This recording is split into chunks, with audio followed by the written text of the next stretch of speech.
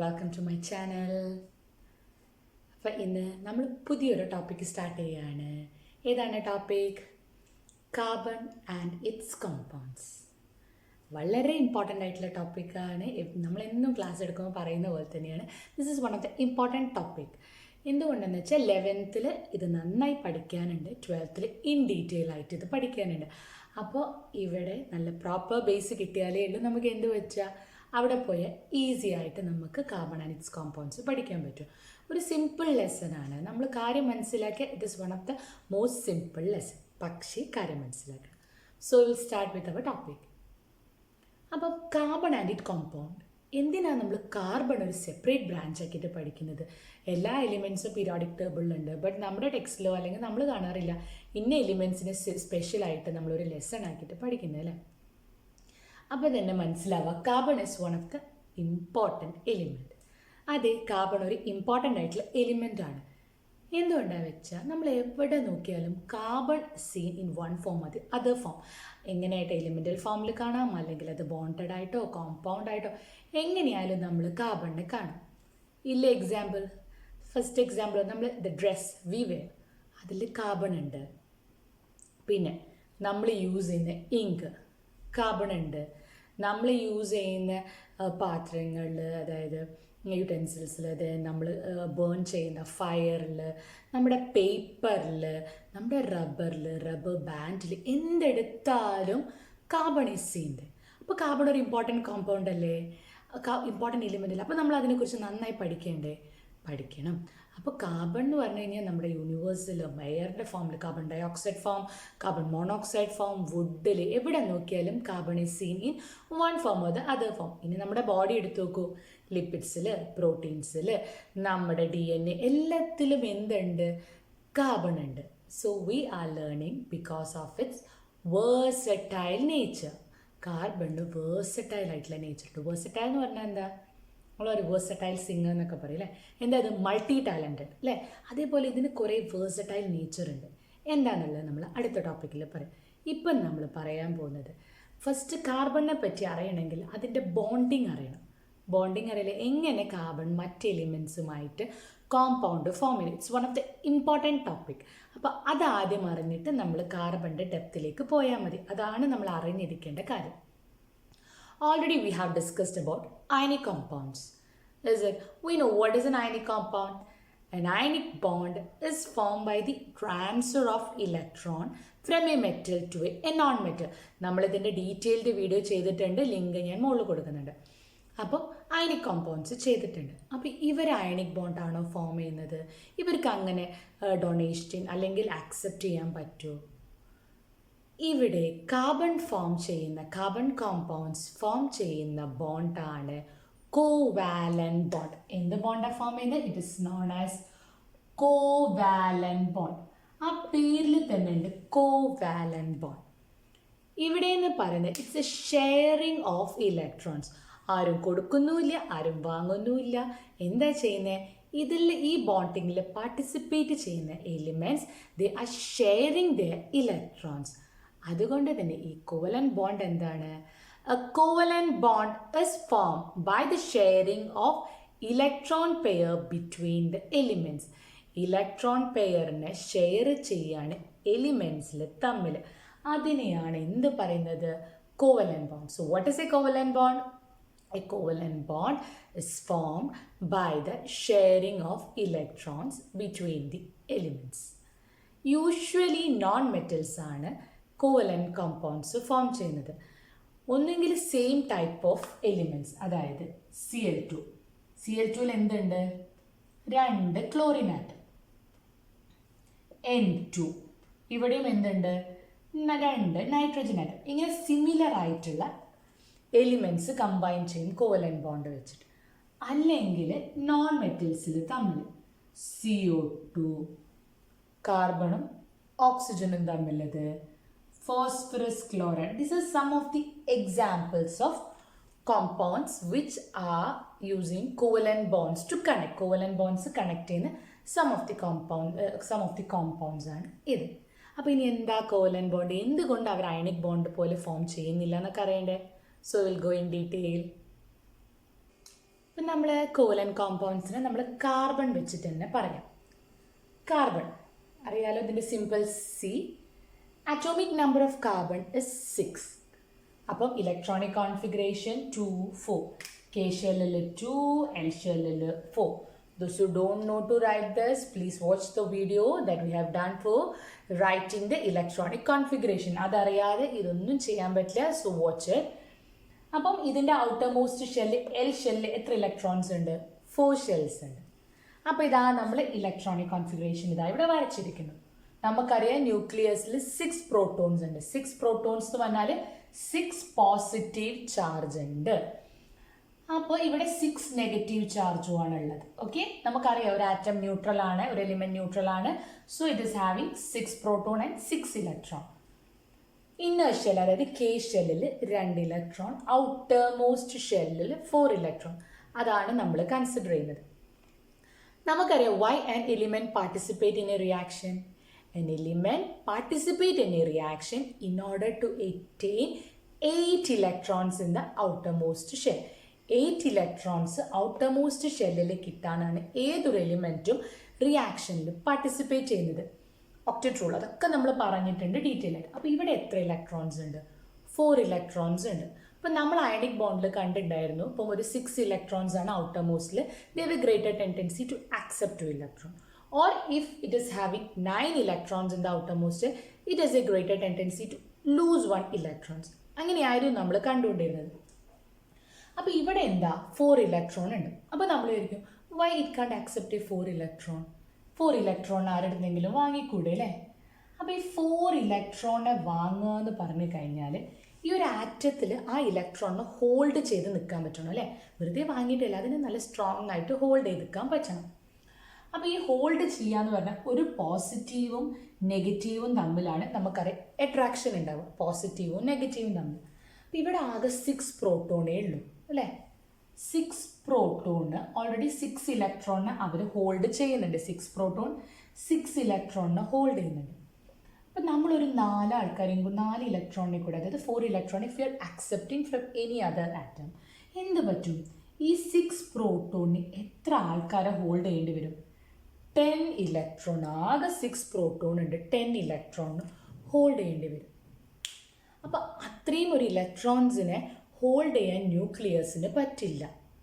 ന്യൂക്ലിയസിന് accept ചെയ്യാൻ അത്രയും ഒരു ഇലക്ട്രോൺസിനെ ഓട്ടോമോസ്റ്റ് ഷെല്ലിലേക്ക് വന്നു കഴിഞ്ഞാൽ ആക്സെപ്റ്റ് ചെയ്യാൻ അല്ലെങ്കിൽ ഹോൾഡ് ചെയ്യാനുള്ള എനർജി ഇതിനില്ല, അല്ലെങ്കിൽ പവർ ഇല്ല.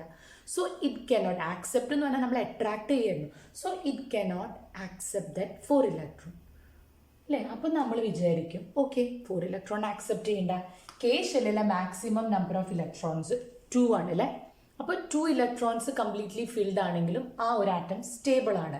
കാരണം Kയിലെ ഏറ്റവും മാക്സിമം നമ്പർ ഓഫ് ഇലക്ട്രോൺസ് 2 ആയതുകൊണ്ട് അതിനി വേറെ ആരും വേണ്ട, അതിൻ്റെ ഷെല്ല് കംപ്ലീറ്റ്ലി ഫിൽഡ്.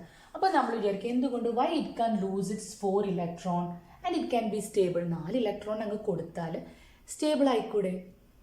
അവിടെയും പ്രോബ്ലം. ഈ 4 ഇലക്ട്രോണിനെ ലൂസ് ചെയ്യാൻ very high amount of energy is required. നമുക്കറിയാം 6 പ്രോട്ടോൺസ് അതിനെ പിടിച്ച് വെച്ചിരിക്കുക, അതിൽ 4 ഇലക്ട്രോണും ഒറ്റയടിക്ക് അതിൻ്റെ കയ്യിൽ നിന്ന് പോകാൻ it requires A high amount of energy. അപ്പോൾ അതും പോസിബിൾ അല്ല. അത്രയും ഹൈ എമൗണ്ട് ഓഫ് എനർജി ഉണ്ടെങ്കിൽ മാത്രമേ അങ്ങനെ ഒരു ലൂസ് ചെയ്തിട്ട് ഒരു റിയാക്ഷൻ നടക്കൂ. So it is also not possible. So losing of 4 electron or accepting of 4 electron is not possible in this type of cases. So what they have to do? അങ്ങനത്തെ കേസിൽ അവരെന്ത് വിചാരിക്കും? ഓക്കെ കൊടുക്കാനും വയ്യ വാങ്ങാനും വയ്യ. So they will share it's 4 electron with any other atom. വേറെ ഏതെങ്കിലും ആറ്റമായിട്ട് അവരവരതും പിടിച്ചു വയ്ക്കും, വേറൊരാളതും കൂടെ ആക്സെപ്റ്റ് ചെയ്തിട്ട് ഒരു മ്യൂച്വലായിട്ട് ഷെയറിങ് നടത്തിയിട്ടുള്ള പ്രോസസ്സാണ് ionic bonds. That is they have a property of sharing of electron. അവരവരുടെ 4 എണ്ണം വേറെ ആർക്കെങ്കിലും വേണമെങ്കിൽ അവർക്കും ഷെയർ ചെയ്യും, അവരുടെ കയ്യിലുള്ള ഇലക്ട്രോൺസിന് ഇവരും ഷെയർ ചെയ്തിട്ട്. And this shared electrons will be at the balance shell of the 2 atom. ഈ ഷെയർഡ് പെയേഴ്സ് ആയിട്ടുള്ള ഇലക്ട്രോൺസ് 2 ആറ്റത്തിൻ്റെയും ബാലൻസ് ഷെല്ലിൽ നിൽക്കും. അപ്പം ഇതിങ്ങനെ വെറുതെ പറഞ്ഞാൽ മതിയോ? നമുക്ക് നല്ലൊരു എക്സാമ്പിൾ വെച്ച് ഈസി ആയിട്ട് മനസ്സിലാവും. So instead of carbon compounds, we will simple compounds. Then we will go with the carbon compounds. Clear ayallo why these elements are undergoing for this covalent bond എന്ന് വെച്ചാൽ because carbon is having 4 electrons in the outermost shell. It cannot, if it is want to lose this 4 electron, high amount of energy is needed. So it is not possible.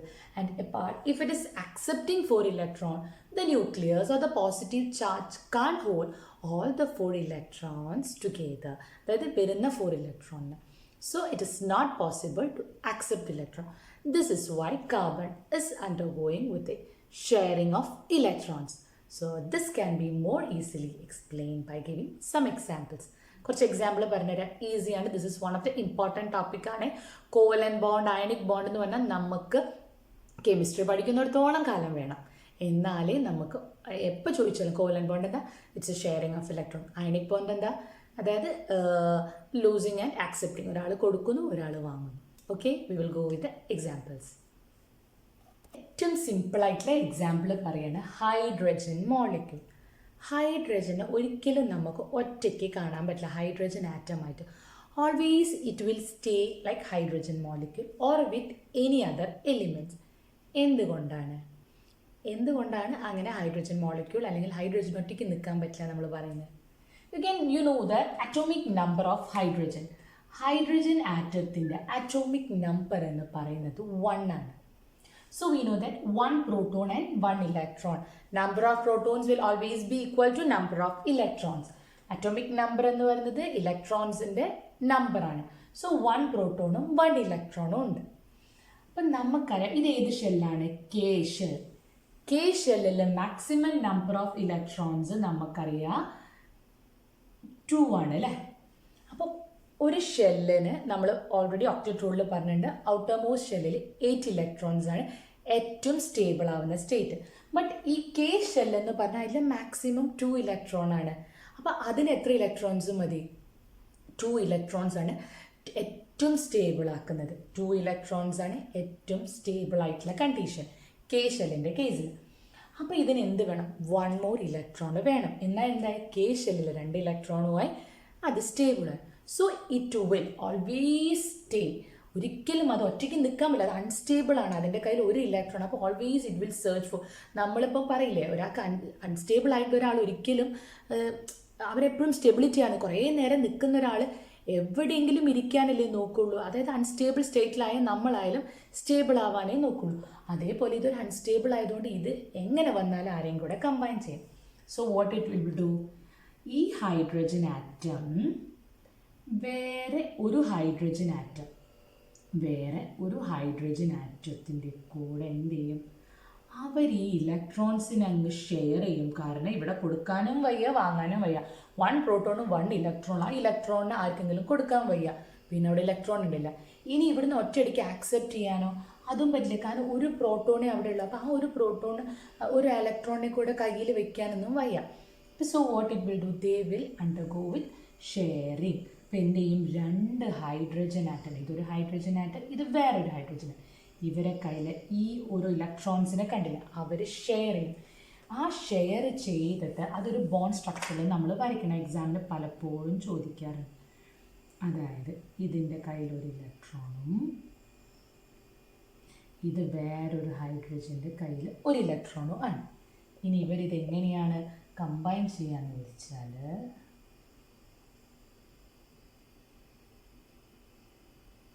ഇതാ ഈ 2 atom, ഇതാ ഇതിൻ്റെ electron, ഇതിൻ്റെ electron. അപ്പോൾ ഇത് 2 ആക്കും കിട്ടിയില്ലേ? 2 ആളുടെ കയ്യിലും ഈ 2 ഇലക്ട്രോണും വന്നു. സോ ഇപ്പം എന്തായി? ഇയാളുടെ കയ്യിലും 2 ഇലക്ട്രോൺസ് ഉണ്ട്, ഇയാളുടെ കയ്യിലും 2 ഇലക്ട്രോൺസ് ഉണ്ട്. ഇവിടെ എന്ത് ചെയ്തു? ദേ ഫോം എ ബോണ്ട്. ഇങ്ങനെ ഫോം ചെയ്യുന്ന ബോണ്ടിനെയാണ് നമ്മൾ എന്ത് പറയുന്നത്? Covalent bond. ഇനി ഇവിടെ ശ്രദ്ധിച്ച്, ഇവിടെ എത്ര പെയർ ഓഫ് ഇലക്ട്രോൺസ് ആണ് ഉള്ളത്? ഇവിടെ 1 പെയർ അല്ലേ, 2 എണ്ണം കൂടിയാണല്ലോ, ഒരു പെയറാണ്. So here we have 1 pair of electrons.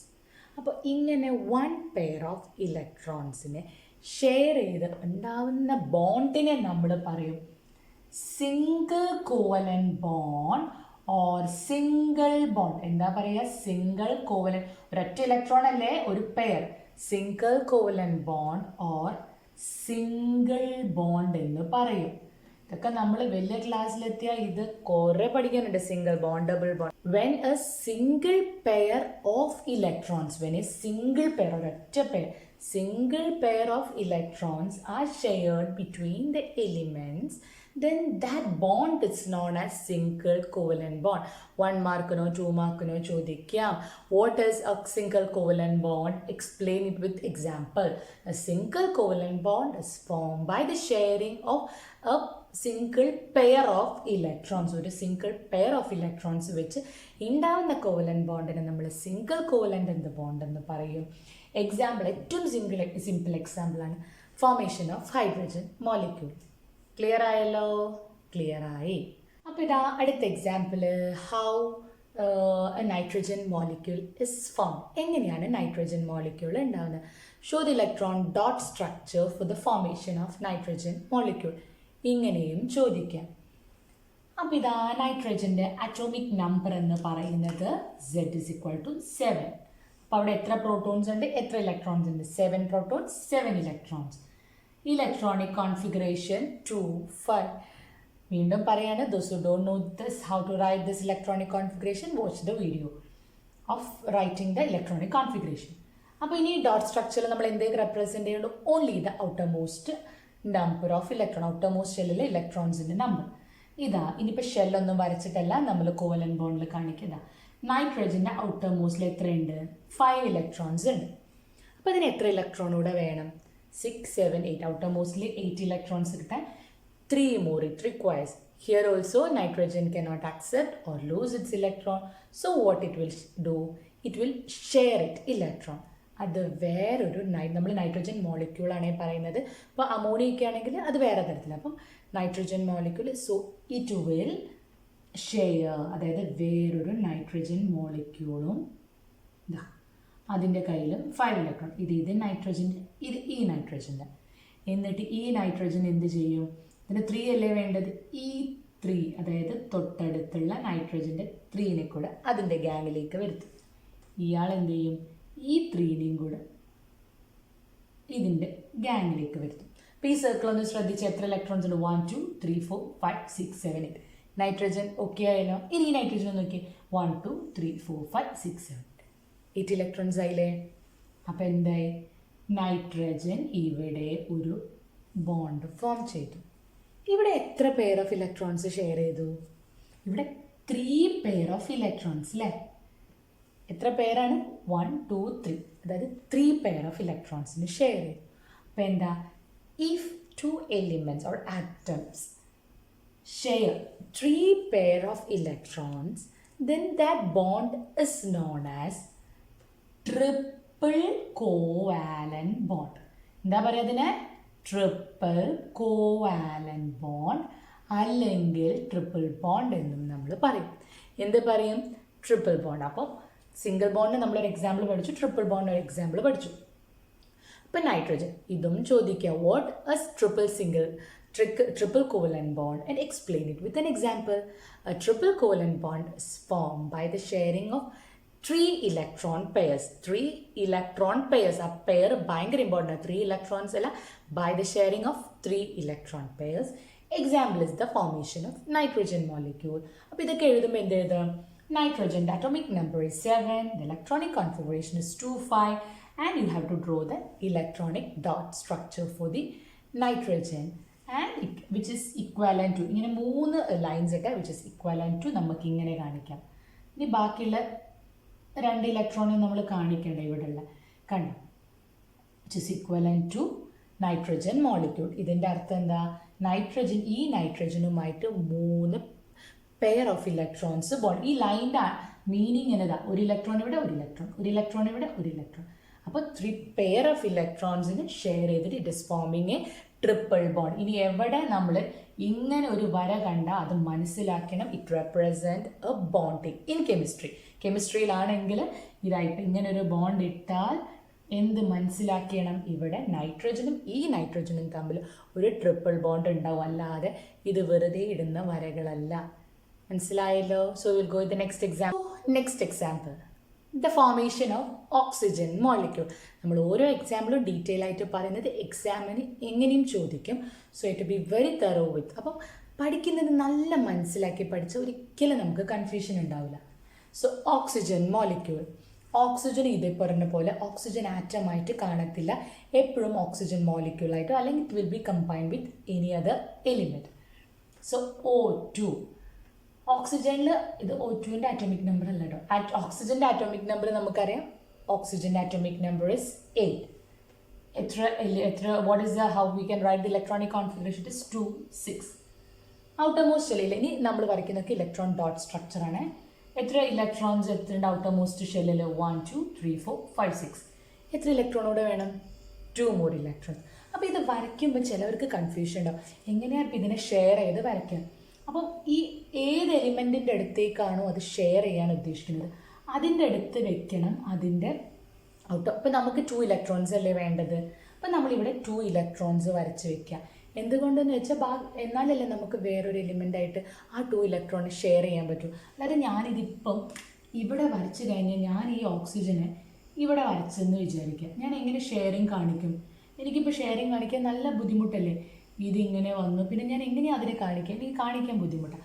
So ആ ഒരു കാണിക്കാനുള്ള എളുപ്പത്തിന് വേണ്ടി നമ്മൾ എന്ത് ചെയ്യുന്നത്, എത്ര ഇലക്ട്രോൺസ് വേണം എന്നുള്ളത് നമുക്ക് കണ്ടാലറിയാം. അപ്പോൾ അത്രയും ഇലക്ട്രോൺസ്, കാരണം അതാണ് ഷെയർ ചെയ്യാൻ പോകുന്നത്, ആ ഇലക്ട്രോൺസ് വരുന്ന ആറ്റത്തിൻ്റെ അടുത്തേക്കുള്ള രീതിയിൽ വെക്കാം.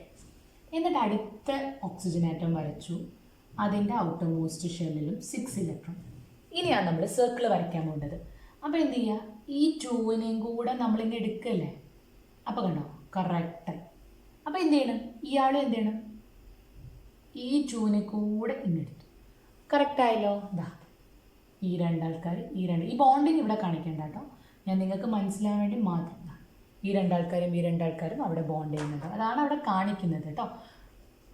So oxygen atom shared its 2 pair oxygen molecule formed by the sharing of 2 pair of electrons, and that means it is forming a double covalent bond. In the bond evida ulladu, it is forming a double covalent bond, or it is forming a double bond.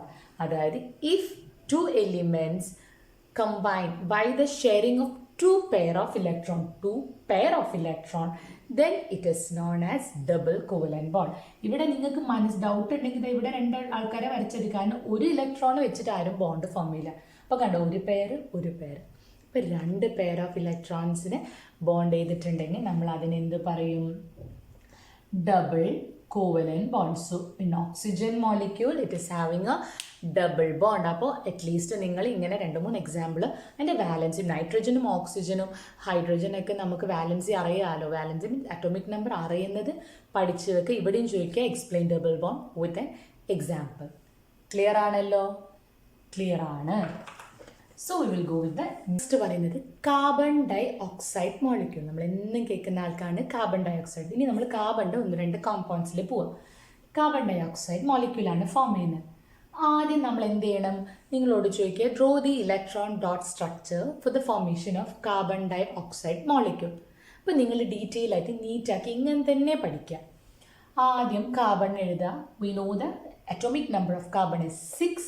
Electronic configuration എഴുതിയേക്കുക 2 4. എന്നിട്ട് നമുക്കറിയാൻ വേണ്ടി വാലൻസിയും കൂടെ എഴുതിയേക്കുക. Valency is equal to 4. ഓക്സിജൻ്റെ atomic number Z is equal to 8. 2 6 ആണ് electronic configuration and valency 6. Clear ആയല്ലോ? ഇനി നമുക്കറിയാം കാർബണും 2 ഓക്സിജനും, CO2 എന്ന് പറഞ്ഞാൽ ഒരു കാർബണും 2 ഓക്സിജനെയും വരച്ചു. ഇനി ശ്രദ്ധിക്കേണ്ടത് ഓക്സിജനിൽ എത്ര ഇലക്ട്രോൺസിന് അതിന് വേണം? 2 ഇലക്ട്രോൺസിന് വേണം. അപ്പോൾ എത്ര ഇലക്ട്രോൺസ് വേണമെന്നുണ്ടെങ്കിൽ ഏതിനോടാണ് ഷെയർ ചെയ്യാൻ പോകുന്നതെന്ന് വെച്ചാൽ അവരെ ആ ഇലക്ട്രോൺസ് അതിൻ്റെ അടുത്തേക്ക് വരച്ച് വയ്ക്കാം, എന്നാലല്ലേ ഷെയർ ചെയ്യാൻ പറ്റുള്ളൂ അല്ലേ? ഈ ഓക്സിജൻ ഇനി കാർബണിന് എത്ര ഇലക്ട്രോൺസ് വേണം? 8 ഇലക്ട്രോൺസ് വേണമെങ്കിൽ 4 more കൂടെ വേണം. 4ഉം കൂടെ വേണമെന്ന് പറഞ്ഞാൽ ഇവിടെ 2 ആൾക്കാരുണ്ട്. എത്ര ആൾക്കാരുണ്ട്? 2 ആൾക്കാരുണ്ട്. അപ്പോൾ ഒരാളടുത്ത് മാത്രം വാങ്ങാൻ പറ്റില്ല, മ്യൂച്വൽ ഷെയറിങ് ആണല്ലോ. അപ്പോൾ ഈ ഓക്സിജൻ്റെ കയ്യിൽ നിന്ന് 2 എണ്ണം വാങ്ങാം, ഈ ഓക്സിജൻ്റെ കയ്യിൽ നിന്നും രണ്ടെണ്ണം വാങ്ങാം. ആദ്യം നമ്മൾ അതങ്ങ് വരച്ചേക്കാം. നിങ്ങൾ കൺഫ്യൂഷൻ ഇല്ലാതിരിക്കാനാണ് ഒന്നുകൂടെ എക്സ്പ്ലെയിൻ ചെയ്തുതരാം. ദാറ്റ് ഈസ് കാർബണിന് നമുക്കറിയാം 4 ഇലക്ട്രോൺസ് ഉണ്ട്. It requires 4 more. ഓക്സിജൻ ആണെങ്കിൽ 6 ഇലക്ട്രോൺസ് ഉണ്ട്. അതിന് 2 ഇലക്ട്രോൺ കൂടെ വേണം അല്ലേ? ഓരോ ഓക്സിജനും 2 ഇലക്ട്രോൺ വേണം. അപ്പോൾ കാർബണിൻ്റെ നമ്മൾ ഈ ഓക്സിജന് വേണ്ട 2 ഇലക്ട്രോൺ വരച്ച് ഈ ഓക്സിജനും 2 ഇലക്ട്രോൺ വേണം. അത് നമ്മൾ വരച്ചു കൊടുത്തു. ഓക്കെ, അതപ്പോൾ കാർബണിൻ്റെ വാലൻസി ഉണ്ടാവും 1 2 3 4 കാർബണിൻ്റെതായി. ഇനി നമ്മൾ നോക്കുക, ഈ ഓക്സിജനിൽ 6 ഇലക്ട്രോൺസ് ഉണ്ട്, ഈ ഓക്സിജനിലും 6 ഇലക്ട്രോൺസ് ഉണ്ട്. കാർബണിന് എത്ര വേണം? കാർബണിന് ഒരു 2 എണ്ണം കൂടെ ഈ ഓക്സിജൻ്റെ അടുത്ത് നിന്ന് വേണം. അപ്പോൾ ആ 2 എണ്ണം നമ്മളിവിടെ വരയ്ക്കും. ഈ ഓക്സിജൻ്റെ അടുത്തുനിന്ന് ഈ 2 എണ്ണം കൂടെ വേണം. കാരണം ഒരു ഓക്സിജൻ്റെ അടുത്ത് മാത്രം 4 എണ്ണം വാങ്ങാൻ പറ്റും? ഇല്ല, ഇറ്റ്സ് എ മ്യൂച്വൽ ഷെയർ. ഇനി ഓക്സിജൻ്റെ കയ്യിൽ ബാക്കി എത്ര ഉണ്ട്? വാലൻസിയിൽ 6 എണ്ണില്ല, 2 എണ്ണില്ല നമ്മൾ വരച്ചിട്ടുള്ളൂ.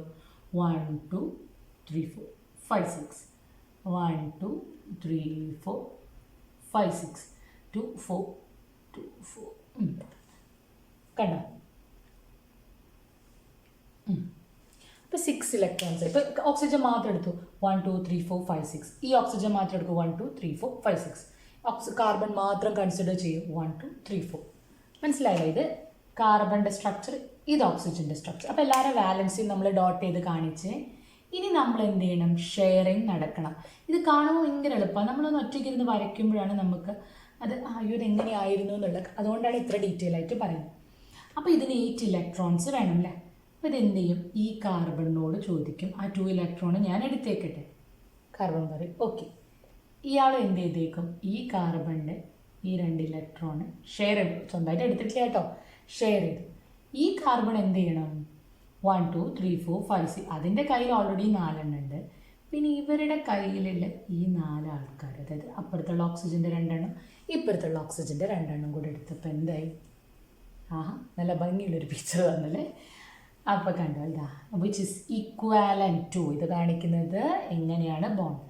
അതായത് ഈ കാർബൺ ഇവിടെ എത്ര ബോണ്ട്സ് ഉണ്ട്? 1 പെയർ 1 പെയർ, അപ്പോൾ 2 പെയർസ്. ഇവിടെ എത്ര പെയേഴ്സ് ഉണ്ട്?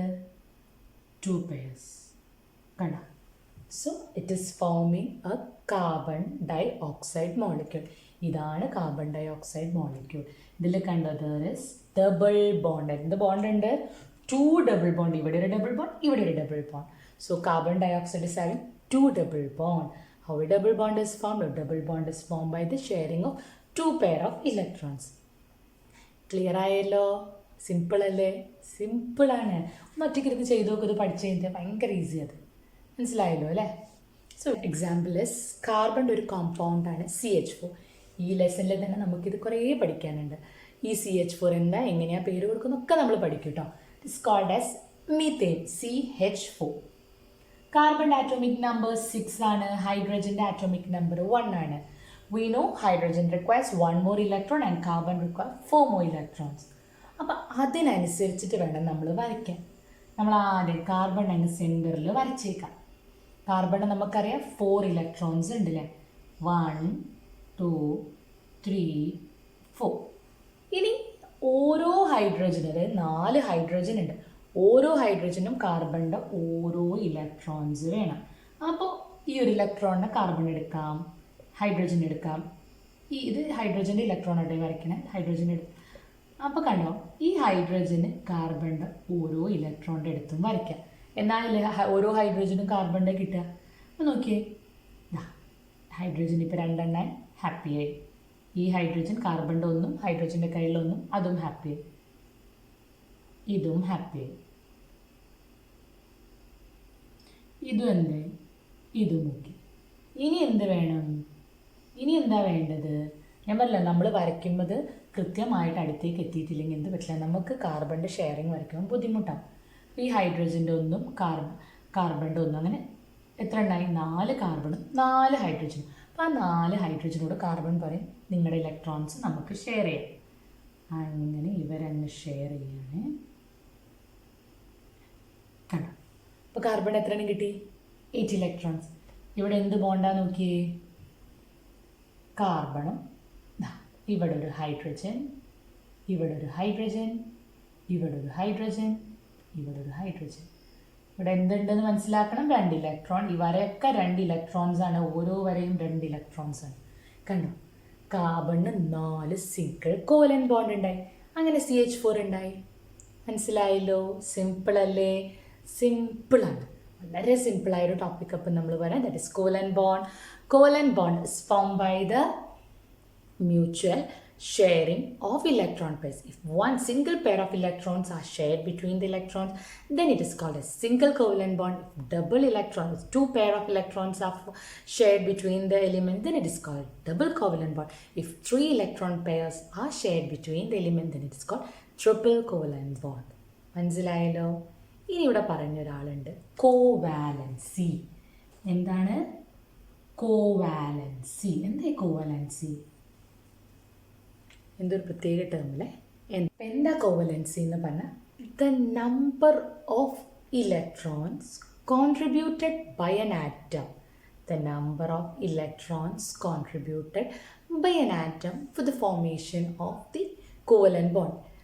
സിമ്പിളാണ്. കോവലന്റ് ബോണ്ട് ഫോം ചെയ്യാൻ വേണ്ടി ഒരു ആറ്റം എത്ര ഇലക്ട്രോൺസിന് ഷെയർ ചെയ്യുന്നു, ആ ഒരു നമ്പറിനെ പറയുന്ന പേരാണ് കോവാലൻസി. വാലൻസി എന്ന് പറഞ്ഞാൽ നമുക്കറിയാം number of electrons in outer motion. Covalency എന്ന് പറഞ്ഞാൽ എത്ര ഇലക്ട്രോൺസിനെ എന്ത് ചെയ്യുന്നു, ഷെയർ ചെയ്യുന്നു ഒരു ആറ്റം. അതിനെയാണ് നമ്മൾ കോവാലൻസി എന്ന് പറയുന്നത്. ക്ലിയർ ആയല്ലോ? ഇത്രയേ കോവലന്റ് കോമ്പൗണ്ടിൽ പറയാനുള്ളൂ. നെക്സ്റ്റ് എന്ത് പറയണം? എന്തൊക്കെയാണ് കോവലന്റ് കോമ്പൗണ്ട്സിൻ്റെ പ്രോപ്പർട്ടീസ് ഒന്ന് അറിഞ്ഞിരിക്കണം. നമ്മൾ അയണിക് കോമ്പൗണ്ട്സ് പഠിച്ചപ്പോൾ കുറച്ച് പ്രോപ്പർട്ടീസ് പഠിച്ചു. Same like they are also having some properties. എന്തൊക്കെയാണ് നോക്കുക. അപ്പോൾ എന്തൊക്കെയാണ് അതിൻ്റെ പ്രോപ്പർട്ടീസ് നിങ്ങൾ കാണാം. That is usually this molecules are having low melting and low boiling point. Low മെൽറ്റിങ്ങും ലോ ബോയിലിംഗ് പോയിൻറ്റുമാണ്. They do not conduct electricity. Ionic കോമ്പൗണ്ട്സിൽ നമുക്കറിയാം they conduct electricity in the liquid state or in the molten state. ഇവിടെ covalent compound do not conduct electricity. They are having low melting and low boiling point. And these elements usually exist in the form as molecules. അവരെപ്പോഴും molecular സ്റ്റേറ്റിൽ ഈ covalent compounds form ചെയ്യുന്ന എലിമെൻസിനെ കാണാറുള്ളൂ. പിന്നെ നമുക്ക് പറയാനുള്ളത്, these are insoluble in water but are soluble in polar solvent. അതായത് വാട്ടറിൽ ഇവർ ഇൻസോളിബിൾ, മെജോറിറ്റി ആൾക്കാരും ഇൻസോളിബിൾ ആണ്. But they are soluble in polar solvent like benzene, kerosene, അങ്ങനെയുള്ള പെട്രോളിലൊക്കെയാണ് ഇവർ സോളിബിൾ ആവുക ഇങ്ങനത്തെ കോമ്പൗണ്ട്സ്. ക്ലിയർ ആയല്ലോ? അയണിക് കോമ്പൗണ്ട്സ് വാട്ടറിൽ സോളിബിൾ ആയിരുന്നു.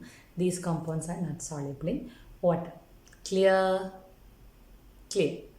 സോ ഇന്നും പറയുന്ന പോലെ എല്ലാവരും നന്നായി പഠിക്കുക. പിന്നെ സബ്സ്ക്രൈബ് ചെയ്തൊരു സബ്സ്ക്രൈബ് ചെയ്തേക്കുക. അത് ഡിസംബറായി, പോർഷൻസ് ലാസ്റ്റ് ചെയ്യേണ്ട സമയമൊക്കെ ആയിക്കൊണ്ടിരിക്കുകയാണ്. സോ റെഗുലർ അപ്ഡേറ്റ്സ് ഉണ്ടാവും. So click the lichen. Okay, thank you.